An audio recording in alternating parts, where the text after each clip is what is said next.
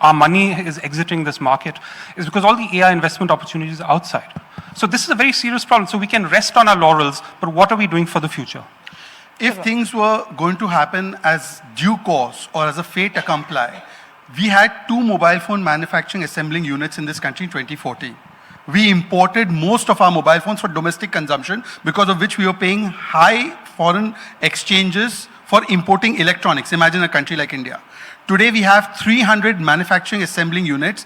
The biggest Samsung plant is here. We are manufacturing all American iPhones here, and we are exporting mobile phones worth $10 billion after satisfying our domestic demand. And therefore our valuable foreign exchange is not leaving the country. Why didn't you do it? We had 400 startups. Today we had 2 lakh startups. We had 4 unicorns. Today we have 25 unicorns. These are not your Ambani and Adani. Those 400 startups to 2 lakh startups are people who come from small towns, small villages, making it big in life. The problem is that how do you measure the difference between haves and have-nots? The Gini coefficient is the only big proper way to do it. The Gini coefficient over the last 12 years has bettered.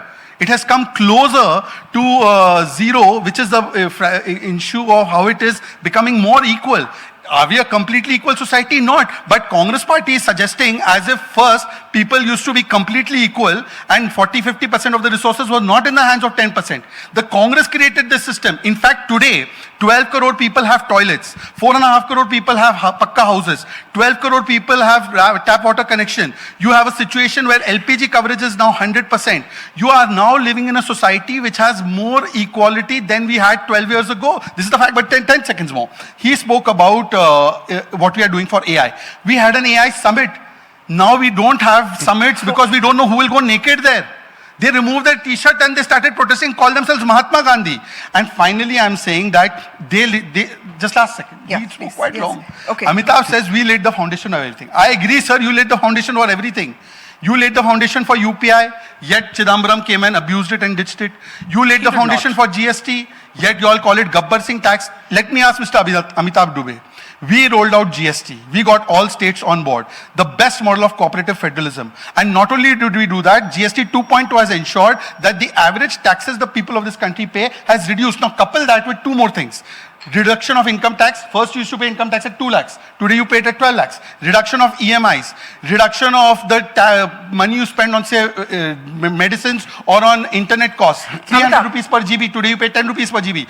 All of this has improved the life of the middle class, which you will never understand. That's why you lose elections. Coming to the AI point, the criticism here is, maybe the government doesn't understand the language, but it's not the opposition that's understanding or speaking the language of Gen Z, which is why young people are looking at other options.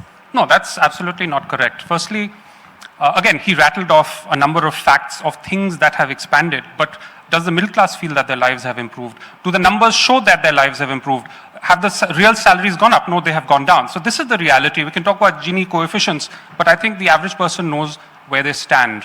About Gen Z, the BJP seems to have decided that Gen Z is a bunch of anti-nationals, right? Judging from what they talk about. They insult the youth of this country. They throw all sorts of accusations at them. And the fact is that it is the Congress and Rahul Gandhi. You see his communications. Sometimes it's embarrassing for me as a Congress person, but there's a bit of a craze in Gen Z, a section of Gen Z for Rahul Gandhi. They consume the content he's produced, the messaging that he has about where this country has to go.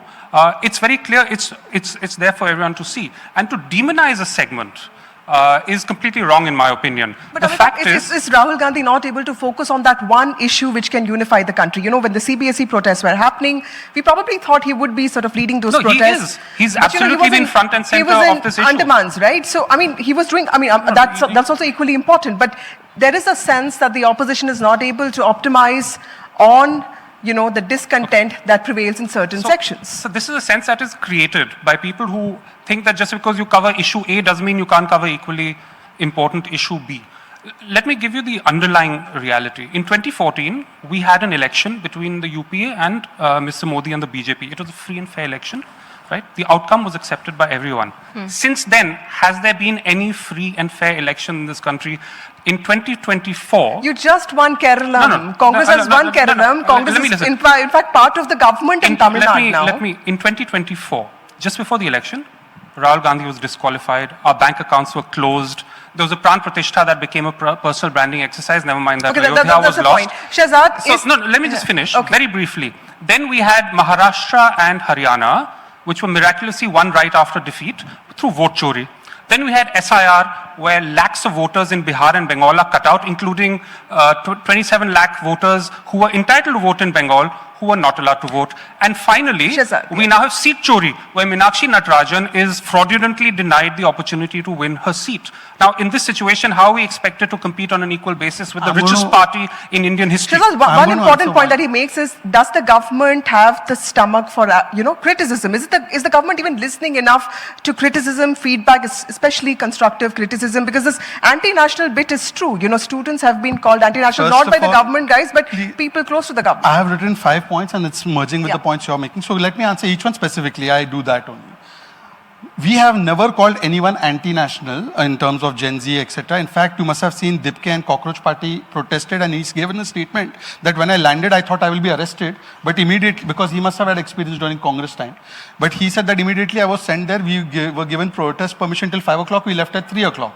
Now, having said that, you know who has insulted the Gen Z? Alok Sharma of the Congress. 100 protester, उसमें से 75 आपिया, उसमें से 3 मोदी के चमचे, उसमें 50 YouTuber, 100 cameraman, 500 police वाले.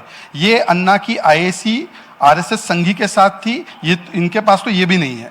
This is the official spokesperson. I'm not quoting some random Manishankar Iyer who's no longer in the party. Official spokesperson, boss.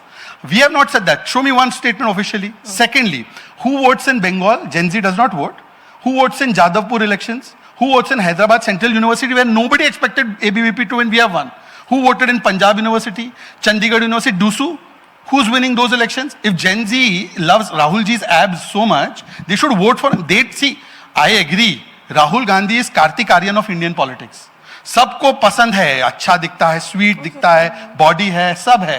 Kartik Aryan's movies don't work and Rahul Gandhi's politics don't work. Now let me go to the next point. And Ranbir कौन है आप सब जानते हैं. धुरंधर कौन है Indian politics का. You know who it is. Anyways, point number 3. Shehzad, you'll have to wrap up because I have to No, give no, you the because he last spoke word, so yeah. much. Free and fair election.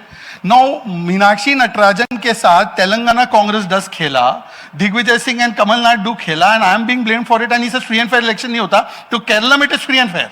SIR was perfect there. And Bengal, it is not perfect. This is called चयनात्मक commitment towards constitution.